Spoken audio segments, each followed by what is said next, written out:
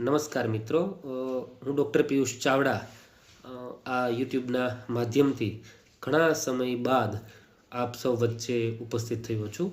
વાત કંઈક એવી છે કે ઘણા બધા વિદ્યાર્થી મિત્રો એવી રિક્વેસ્ટ કરતા હતા કે સર આપણે પહેલાં યુટ્યુબના માધ્યમથી સરસ રીતે એક્ટિવ હતા, તમે અને અમે બંને સરસ રીતે અમને નવું જાણવા મળતું હતું, તો એવું ફરી તમે એક્ટિવ થાવ. તો આમ વાત પણ સાચી છે કે જ્યારે કોરોના કાળ હતો ત્યારે આપણે આ ચેનલ પર એક્ટિવ થયા હતા અને એ વખતે શિક્ષણનું માધ્યમ પણ આ મોડ જ હતું, ઓનલાઈન મોડથી જ, એટલે ત્યારે વધારે સક્રિય રહી શકાતું, એ સ્વાભાવિક છે. પછી ધીરે ધીરે મારી અંગત વ્યસ્તતા અને થોડીક સાહિત્યિક પ્રવૃત્તિ, હમણાં મખમલી શ્વાસ નામે મારો બીજો ગઝલ સંગ્રહ પણ આવ્યો, એટલે એ કામમાં પણ વ્યસ્ત હતો. પછી બીજી વાર હું અછંદસ પર પીએચડી કરતો હતો, એ કામમાં પણ વ્યસ્ત હતો. ઘણા બધા કારણોસર લાઈવ કે વિડીયોના માધ્યમથી તમને મળી શકાતું ન હતું.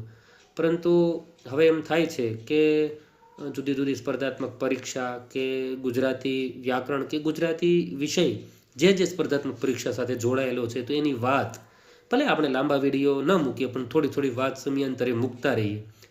સર્જકો સાથે સાહિત્યિક સંવાદ થાય કે એમની સાથે કે એમની કોઈ કૃતિ હોય એની ચર્ચા થાય, કોઈ સારા વિચાર કે કોઈ સારું પુસ્તક હોય એનો આપણે રિવ્યૂ કરીએ. એમ જુદા જુદા માધ્યમથી એટલે જુદા જુદા વિષયને લઈ અને આપણે મળતા રહીએ એવું વિચાર્યું છે. આમ ફૂલ્લી એક્ટિવ તો રહી શકાશે કે કેમ ખબર નથી, પરંતુ એવો મનમાં વિચાર આવ્યો છે કે સમયાંતરે આપણે વિડીયો અપલોડ કરતા રહીએ તો ફરીથી આ 2026ના નવા વર્ષમાં આપણે ફરીથી આ માધ્યમથી આપણે જોડાયેલા રહીશું. ત્યારે પણ તમારો ખૂબ જ પ્રેમ મળ્યો હતો અને આજે પણ મને આશા છે કે તમારો પ્રેમ મળશે જ. ઘણા બધા મિત્રોની ખૂબ રિક્વેસ્ટ છે, વિદ્યાર્થીઓ કહે છે કે સર એક્ટિવ થાવ, તો હવે હું થોડો સમય આપી અને એક્ટિવ થવાનું વિચારું છું. તો હવે તમે જોડાયેલા રહેજો અને તમને ઉપયોગી થાય એવી માહિતી હું સમયાંતરે પોસ્ટ કરતો રહીશ. આભાર.